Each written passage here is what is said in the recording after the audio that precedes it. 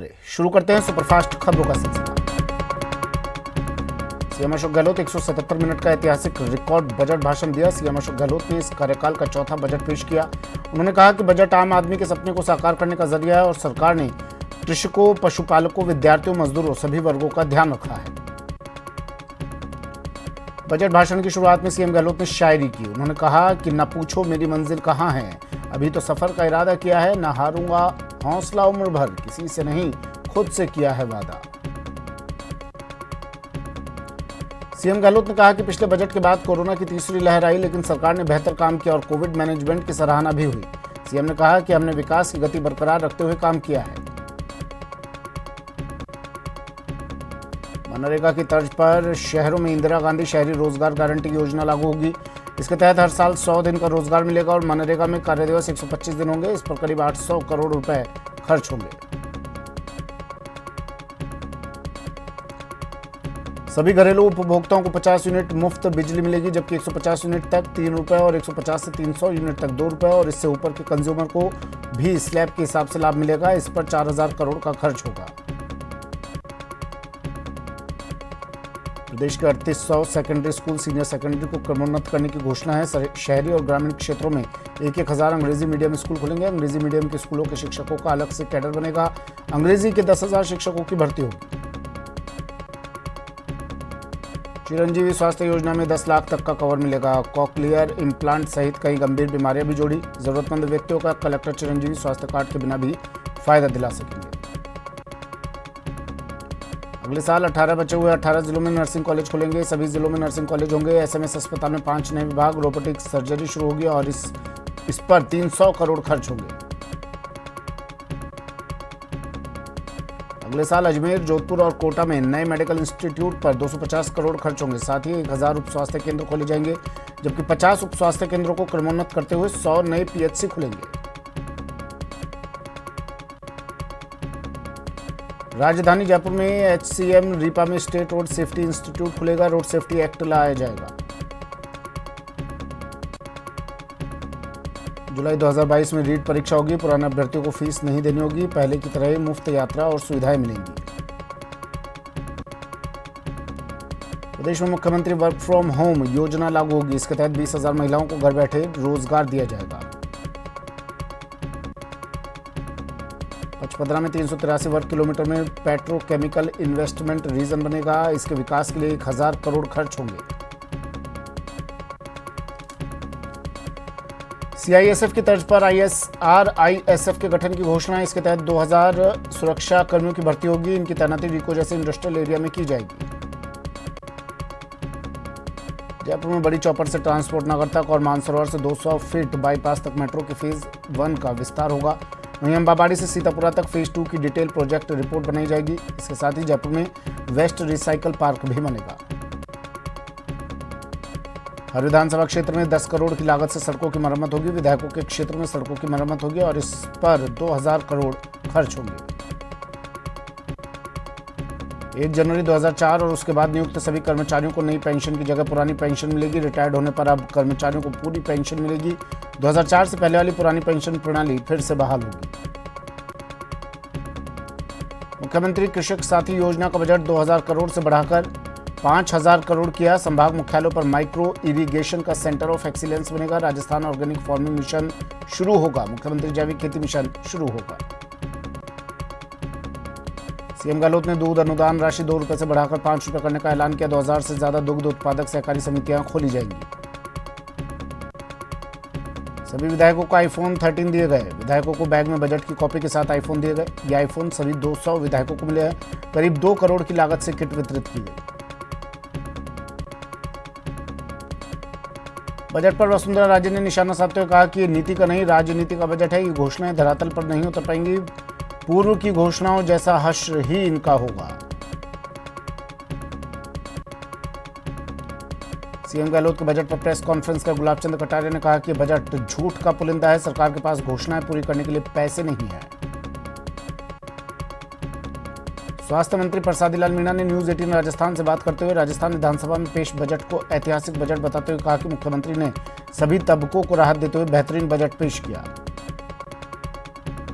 मुख्यमंत्री अशोक गहलोत ने बजट पेश किया, जिसके बाद भाजपा ने कहा कि बजट यथार्थ से दूर छलावे वाला खर्चीला चुनावी बजट है।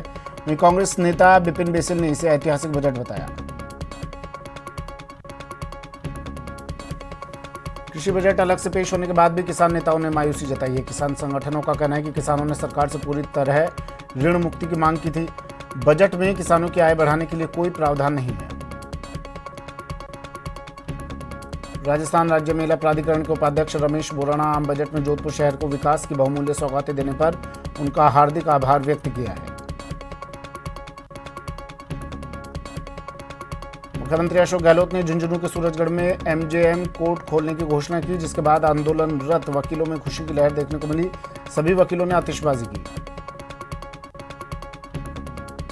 झुंझुनू में कलेक्ट्रेट सभागार में सभी अधिकारियों ने कलेक्टर लक्ष्मण सिंह कुड़ी के साथ बैठकर राज्य बजट सुना। पहला कृषि बजट की सभी ने प्रशंसा की। बजट में कर्मचारियों को पुरानी पेंशन स्कीम के तहत लाभ मिलने की घोषणा के साथ ही झुंझुनू के बीडी के अस्पताल में कर्मचारी नेता सुनील शर्मा के नेतृत्व में कर्मचारियों ने सीएम के समर्थन में नारे लगाए और एक दूसरे को मिठाई खिलाई। जोधपुर में भी पुरानी पेंशन लागू किए जाने की घोषणा के बाद खुशी देखी गई। बिजली कर्मचारियों ने कार्यालय के आगे पटाखे फोड़कर सीएम के समर्थन में नारे लगाए।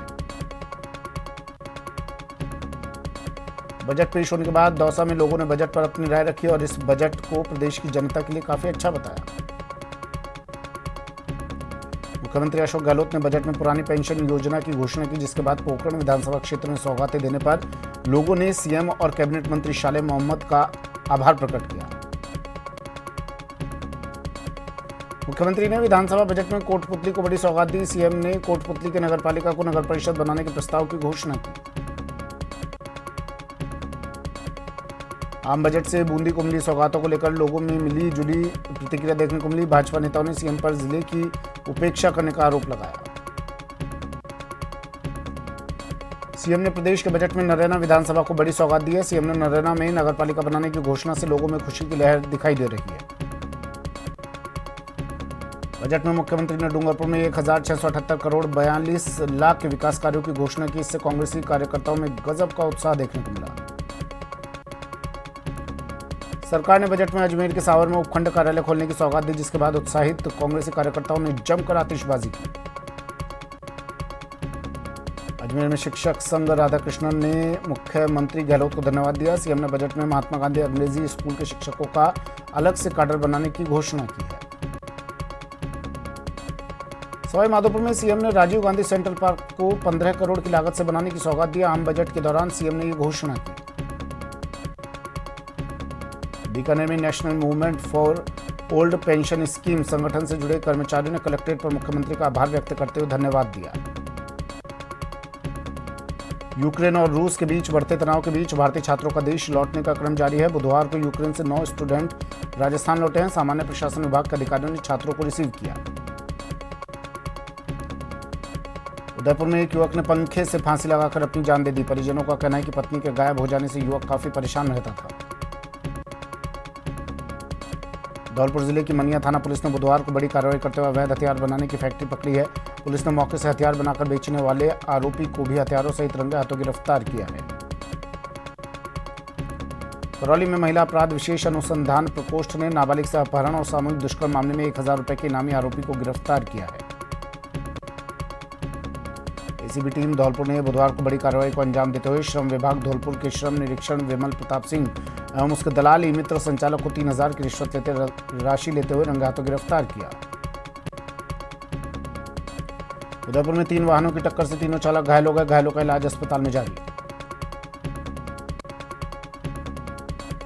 धौलपुर के नेशनल हाईवे 123 पर उमरारा गांव के पास सवारियों से भरा टेम्पो कुत्ते को बचाने के चक्कर में बेकाबू होकर पलट गया। दुर्घटना में 4 सवारियां घायल हो गई। उदयपुर जिले के गोगुंदा थाना क्षेत्र के कठार ग्राम पंचायत के तुला गांव में गैस सिलेंडर फटने से पूरा घर आग की चपेट में आ गया, जिसमें दंपति सहित 2 मासूम झुलस गए। राजसमंद जिले के कुंवारिया थाना इलाके के भगतपुरा गांव के खेत में एक किसान पर पैंथर ने हमला कर दिया। किसान घायल हो गया। बूंदी में बेसहारा गायों को स्थायी सहारा दिलाने की मांग को लेकर कलेक्ट्रेट के बाहर तीसरे दिन भी गौ सेवक का धरना जारी रहा। करौली जिला मुख्यालय पर कॉलेज के विद्यार्थियों ने सेना भर्ती कराने की मांग को लेकर प्रदर्शन करते हुए रक्षा मंत्री के नाम अतिरिक्त जिला कलेक्टर को ज्ञापन सौंपा।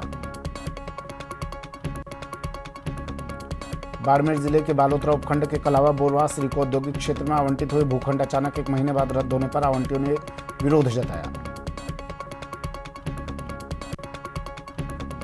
आम बजट में जैसलमेर को कई सौगातें दी गई, जिसके बाद जैसलमेर के लोगों ने सरकार का आभार जताया और कहा कि इससे जैसलमेर का विकास होगा। डूंगरपुर में विधिक सेवा प्राधिकरण के सचिव ने पत्रकार वार्ता की। इस दौरान उन्होंने कहा कि 12 मार्च को जिले में मेगा राष्ट्रीय लोक अदालत का आयोजन किया जाएगा। डूंगरपुर में नगरपालिका अध्यक्ष ने एक दिव्यांग युवक के घर पहुंचकर उसका आधार कार्ड बनवाया। चलने में दिक्कत के चलते युवक को आधार कार्ड बनाने में परेशानी हो रही थी।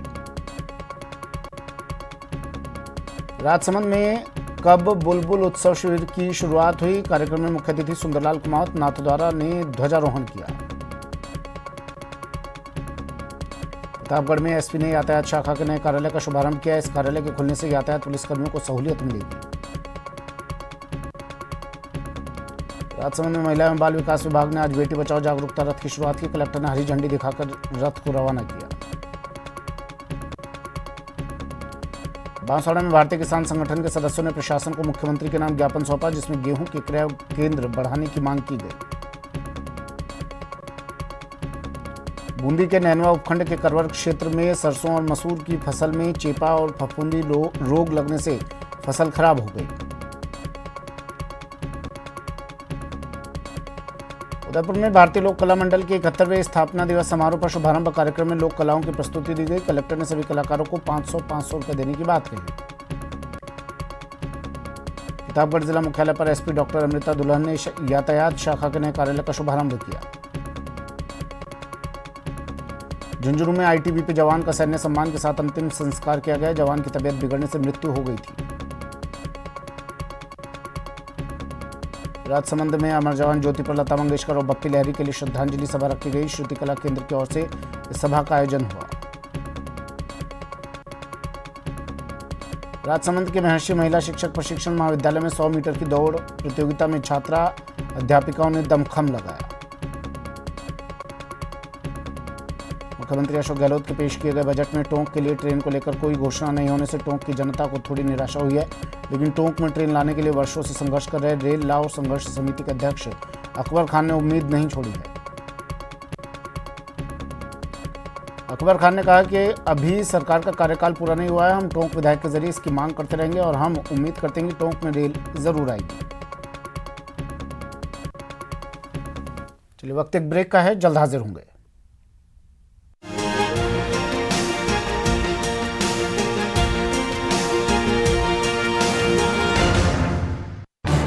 इस न्यूज हेडलाइंस के प्रायोजक